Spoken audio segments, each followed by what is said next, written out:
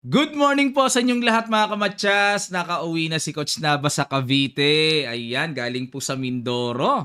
At ngayon naman pag-aralan natin ang top board game ng ating Team Philippines. Naglaro na ang ating pambatong Grandmaster na si Julio Catalino Sadora. From USA, lumipad po para i-represent ang Philippines as top board. Board 2 naman talaga si IM or si candidate Grandmaster Quezon eh. Okay, pinahinga po muna si Denden kasi mababa ang rating ng kalaban. Possible na maging line up eh. Kaya ngayon kasi tinapatan ng 24-40. Possible kasi itapat din yung 21. So nagkaroon sila ng team strategy. Pinahinga muna si Denden para i-reserva sa mas mataas na rating ng kalaban kasi 2 points na lang ang kailangan, magka-grandmaster na si Denden eh. So pinahinga muna. Okay, ang kalaban dito ni Sadora ay si IM Rakotoma ng bansang Madagascar. Ayan. D4 dito si Ino, D5 si Rakotoma, C4, E6, Knight F3 at pinasok po ni Ino ang Catalan. Si Ino po or nickname ni Sadora, yan ay ka-teammate ko noong elementary at high school sa STRAA.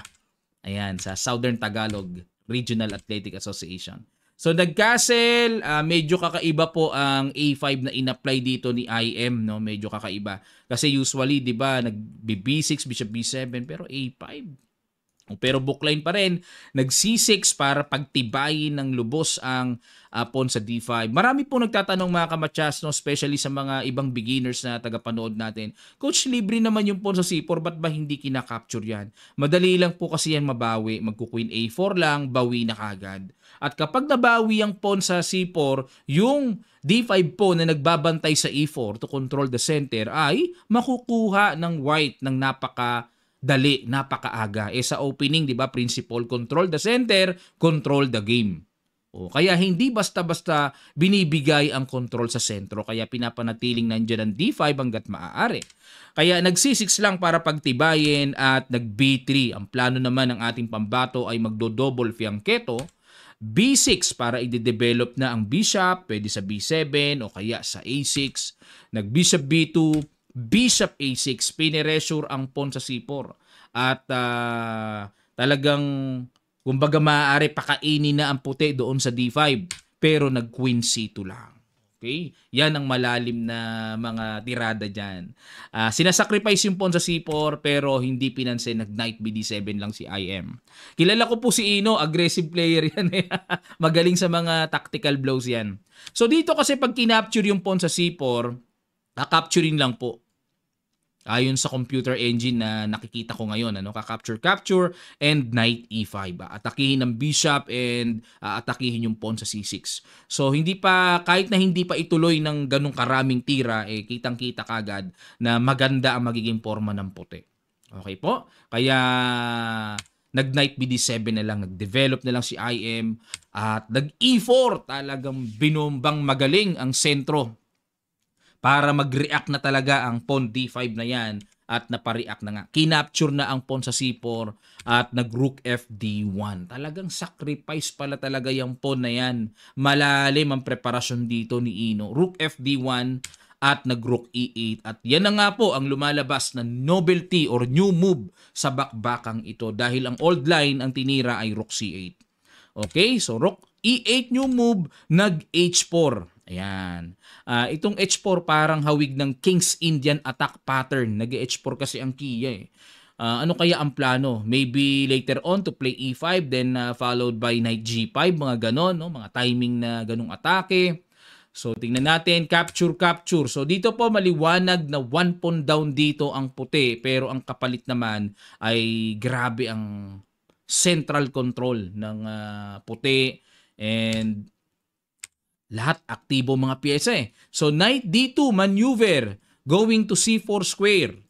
At inaabangan dito ni Ino na pag nag C5 magdi-D5 lang ito. Tutulakan lang to ng D-pawn. Nag Queen C7, Knight C4. Ayun. Yun nga lang sa tirang Knight C4 na yan, kapansin-pansin na yung evaluation bar medyo bahagyang lumamang sa black.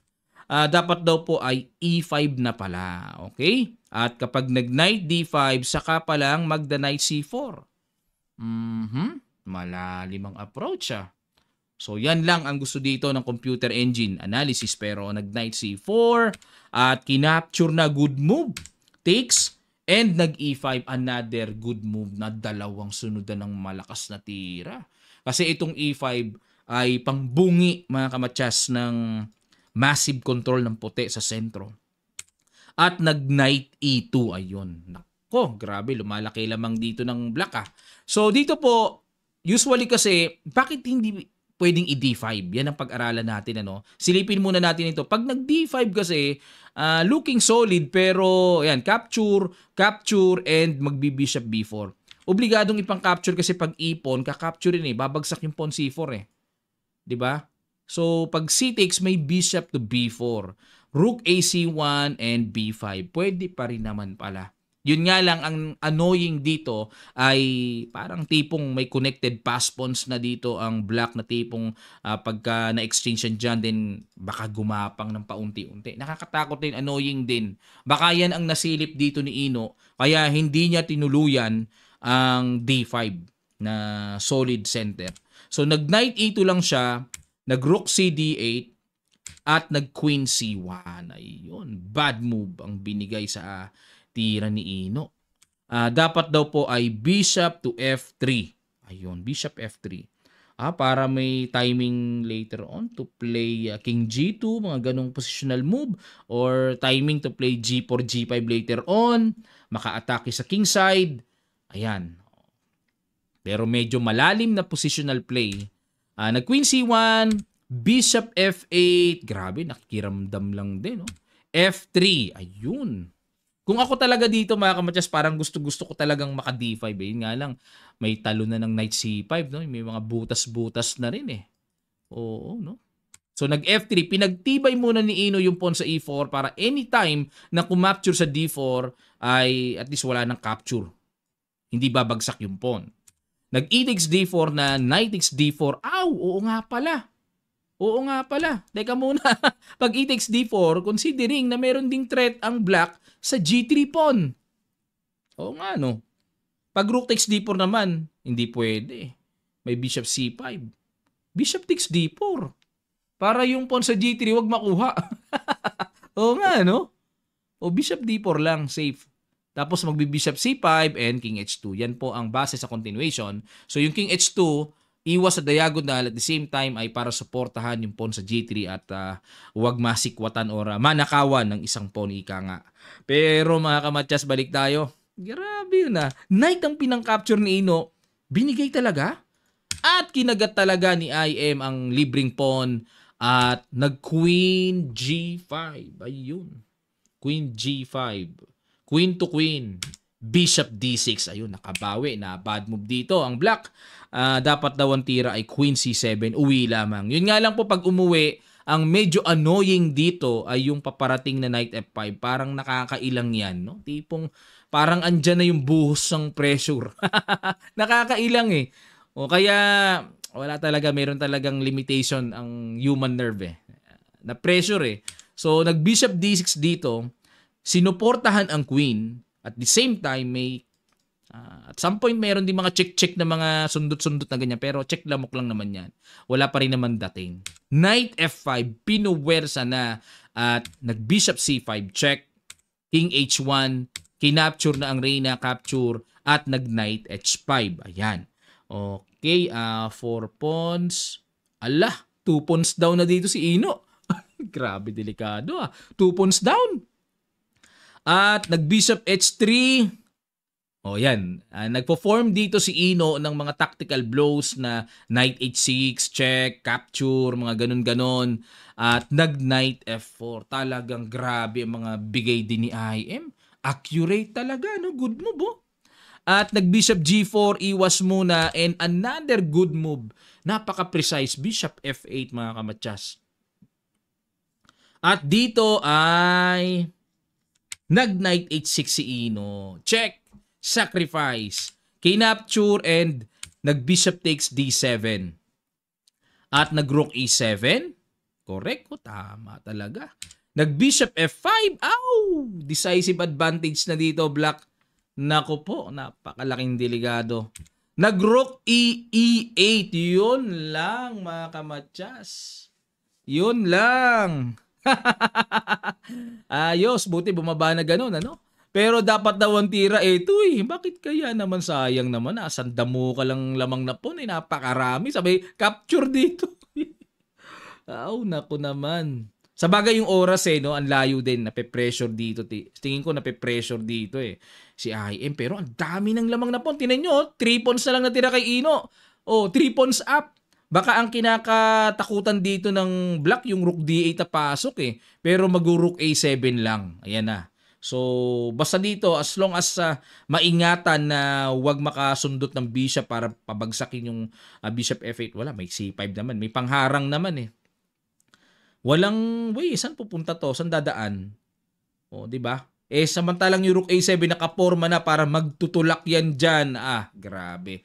Ramdam na ang lamang na pawn. Halimbawa kung mag-bishop E5 para susundot naman dyan, baka may mga nasisilip siyang nakaka-pressure eh.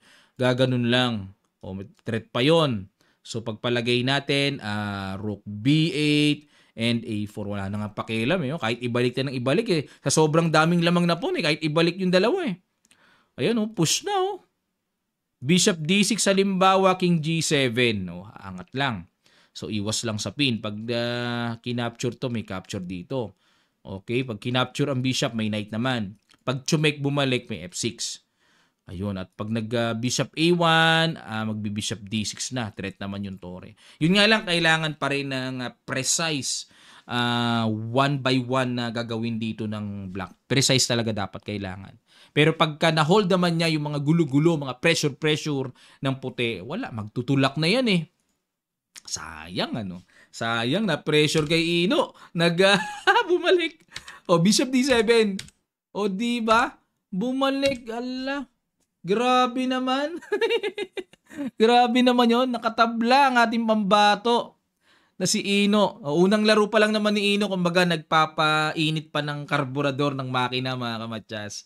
Ayan, at kung matatandaan nyo po, si Sadora ang nakatabla kay Magnus Carlsen. Sa Olympiad din yon mga kamatsas, nung nakaharap ng Philippines ang Norway. Tinablahan ni GM Sadora ang world number 1 na si Magnus. Sana magtapat uli ang Philippines versus Norway. Okay, so ang naging score po nila ay 3.5.5. Okay, at siguro sa round number 4 lalaro na si candidate Grandmaster Quezon. Ito po, silipin po natin ang mga naging results dito sa kanilang round number 3. Ayan grabe ang 3.5, ang lakas ng USA. Powerful. Okay? At para naman sa round number 4 nila, silipin po natin ang pairing. Gamit po natin ang chess results para makita ang pairing. Ano makakalaban ng Philippines? Pairing ng Philippines. Anong team? Ayun, kalaban natin ay Monaco na may parehong 8.5 points na cumulative score o yung mga nagawa nating score. So wala pa pong line up mga kamatsas ng boardings. So ang nakikita pa lang natin dito ay team pairing. Ayan, board number 35 tayo. Philippines versus Monaco. So sino kaya ang pangbato ng Monaco mga kamatsas, Ang possible na makakaharap natin, ayun, ang board 1 nila GM Bagheri Amir. Tapos board 2 nila ay GM Efimov Igor. Yun nga lang ang rating 2338, pagkababa naman Mas twin dito si Denden kung sakali, kung tabla mamamainusan pa tayo. 2490 na si Denden sa kanyang rating Mabababa ang rating pero Grandmaster yung board 1 and board 2 nila. Pero possible dito na gawin siguro ng Team Philippines. Pwedeng paglaruin na si Ino tapos board 2 si candidate GM Quezon, si Denden. Ayan na. Kasi dalawa GMs nila board 1 and board 2 ng Monaco. Yan po nga, abangan natin mga kamatsas sa posibleng salpukan mamaya. Okay? At maraming salamat po sa mga sumusuporta sa Team Philippines, lalo na sa ating nalalapit na bagong Grandmaster na si IM Daniel Quezon. Connected po tayo sa communication doon kay Head Coach Grandmaster Eugene Torre para sa mga ibang detalye dito at may mga pictures po kung hinihingi mga kamatsas na soon ay makukuha natin para maipost ko rin sa ating mga videos. Okay po, maraming salamat at mamaya naman ay report naman tayo sa Women's Division kung ano naman ang nangyayari na at malaman natin ang updates din sa ating Team Philippines sa Women's Division. Maraming salamat po mga kamatsas at muli po, malapit na ang ating online group training na gaganapin po sa September 23. Via Zoom po ito online at gagamit po tayo ng leeches para sa demonstration ng lessons. Pili na po kayo kung saan kayo belong, kung kayo ay sa beginners, intermediate, and advanced. Nandun po ang descriptions or ang mga pag-aaralan sa nasabing mga levels of trainings. Posted lang po sa ating Facebook page Kamatsas. Ipopost ko po dito sa comment section below, ipipin ko para pag-click nyo, malaman nyo na ang lahat ng detalye. Join na kayo, limited slots lang po yon. Maraming salamat, magkita-kita pa tayo sa mga susunod pang chess updates.